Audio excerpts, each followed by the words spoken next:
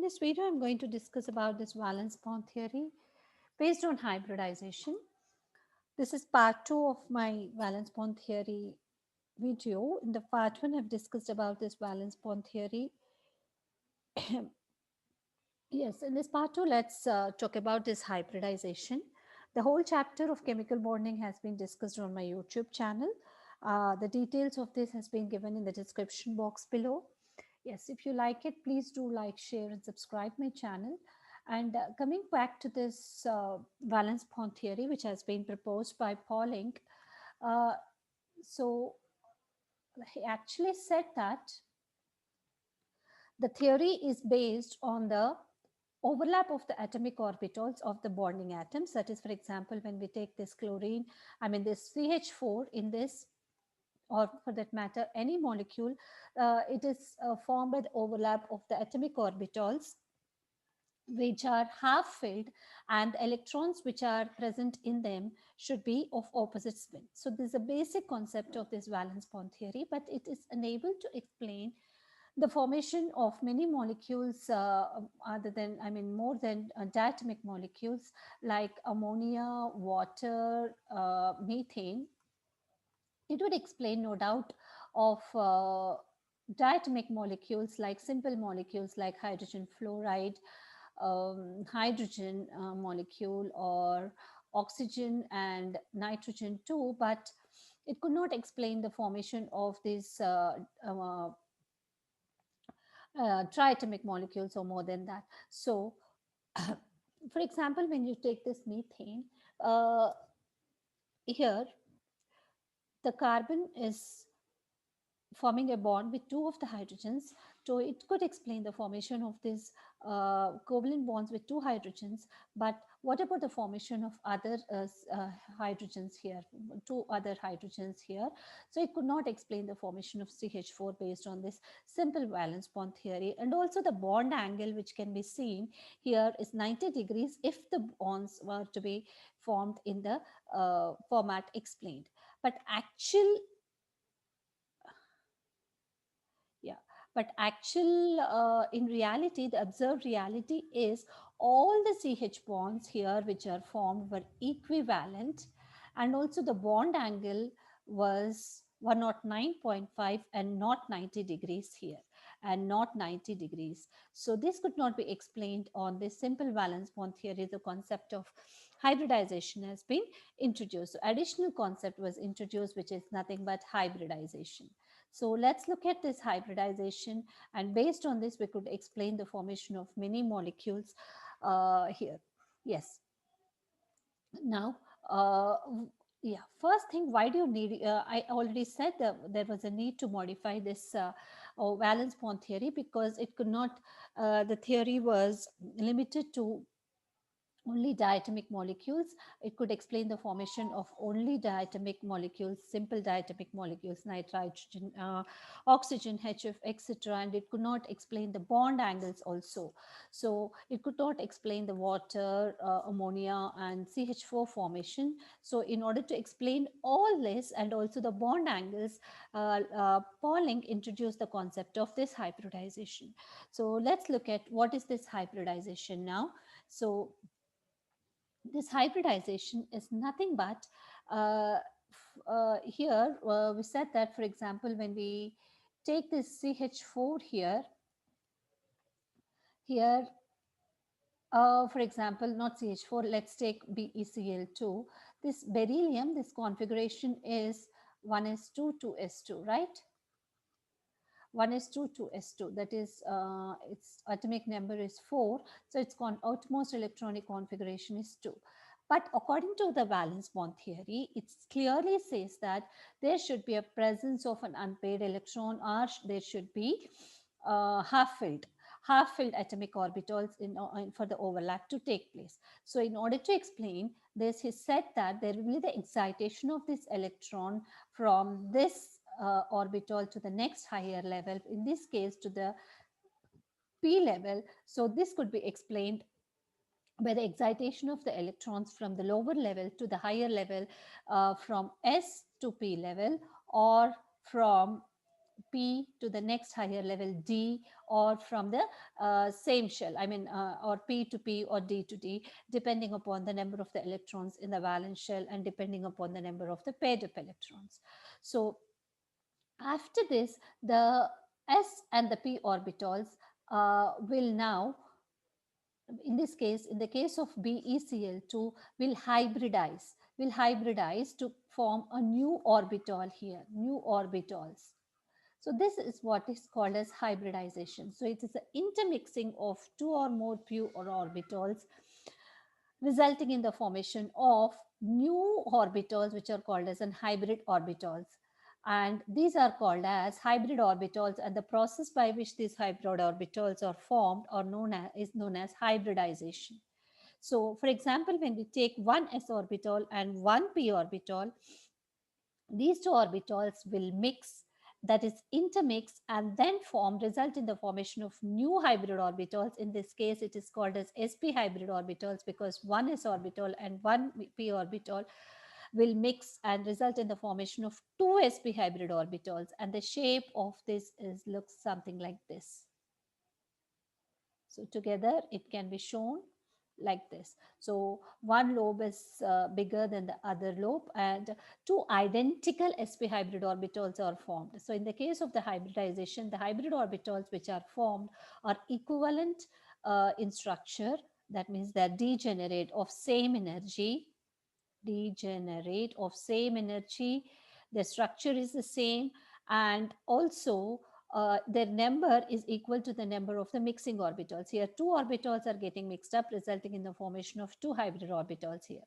So this is what is hybridization. The hybridization, if we define it, is nothing but the intermixing of two or more pure atomic orbitals of an atom with almost of the same energy to give the same number of identical and degenerate new type of orbitals known as hybridization. Here, entirely new type of orbitals are formed, which are called as hybrid orbitals, which are degenerate, that is same energy, and which are identical and also same in number as that of this mixing orbitals.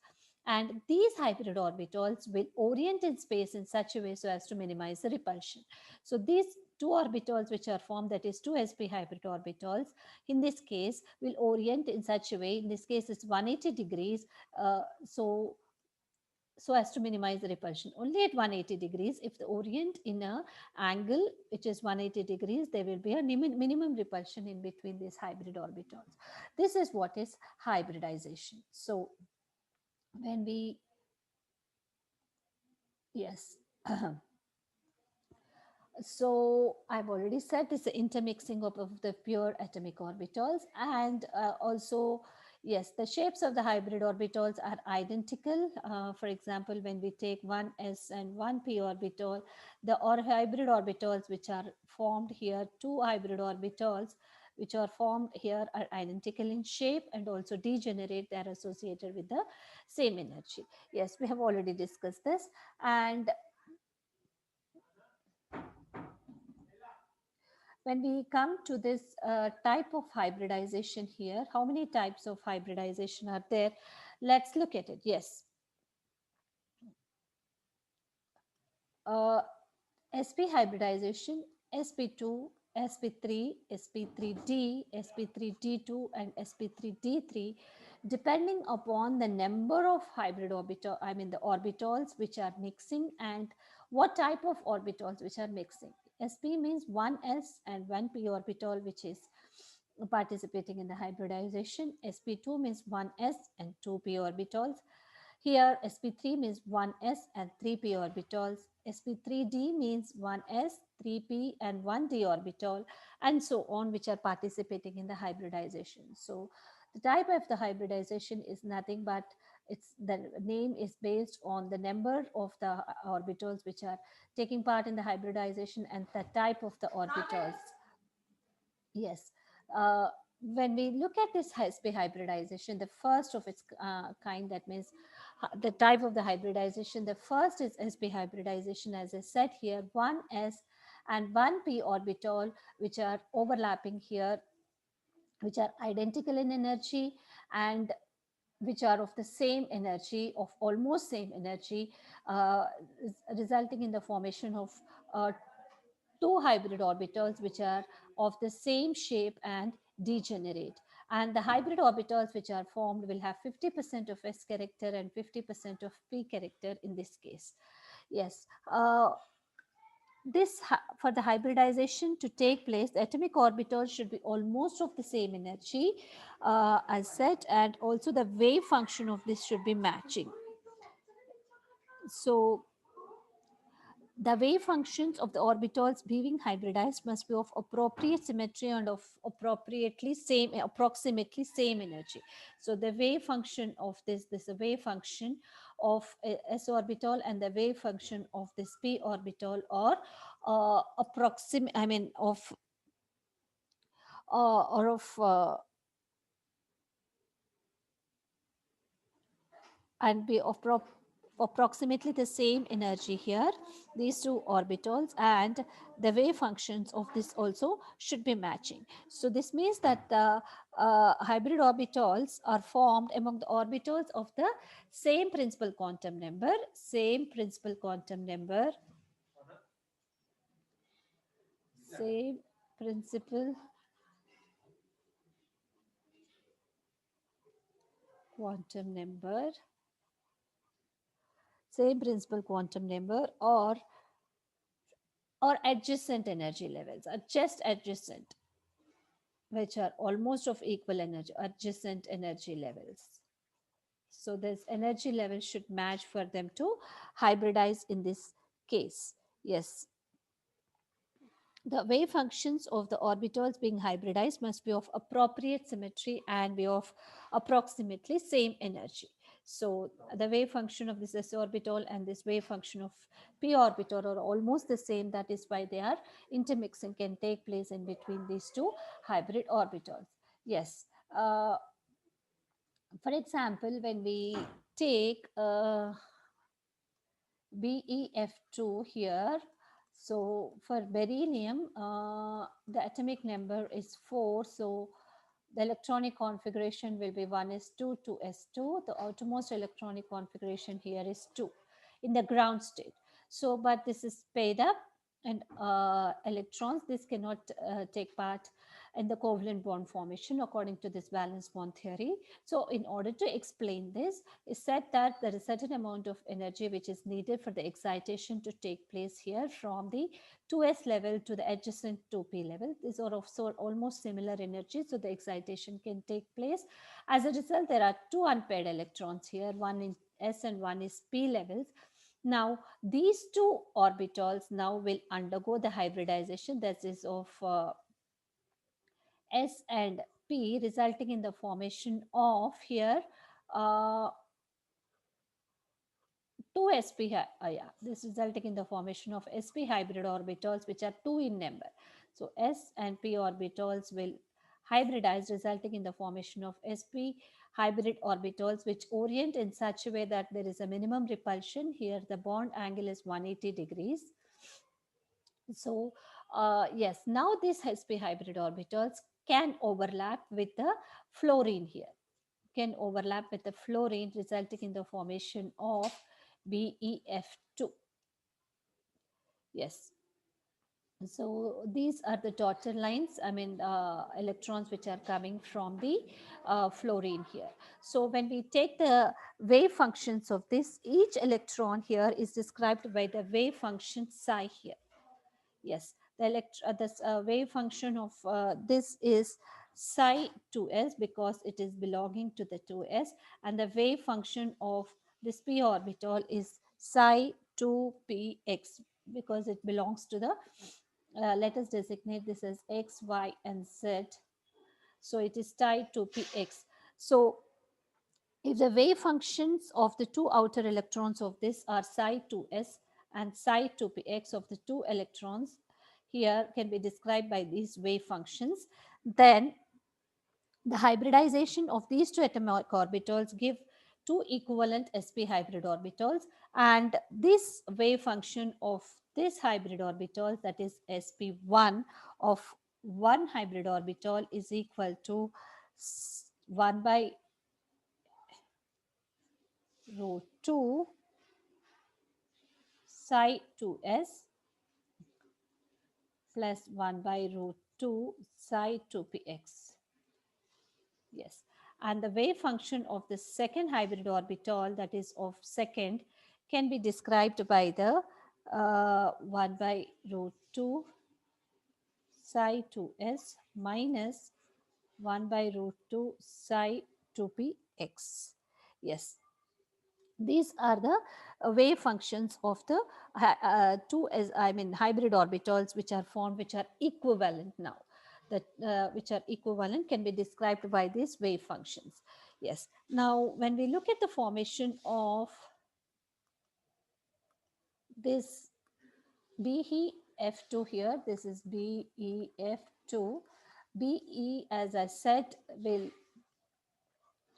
result in the formation of the after the hybridization of 2s and 2px electrons here, result in the formation of 2sp hybrid orbitals. uh, these are the 2sp hybrid orbitals of beryllium, and this will overlap with the fluorine atom. Yeah, this fluorine is 9 here, so when we look at the electronic configuration of this, it is 2p5. So on the p orbital here, there is one, this is 1s, this is 2s, and in the p orbital we now have one unpaired electron.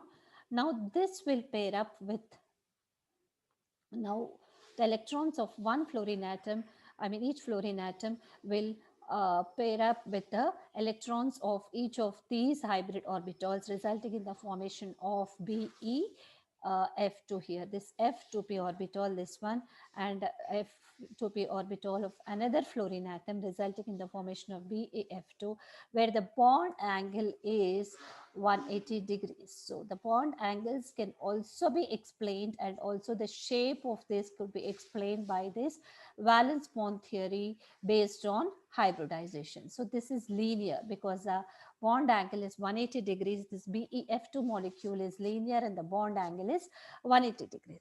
So I could explain the shape of this BF2 based on hybridization, and the rest of the hybridizations, that is sp2, sp3, is discussed on my next video.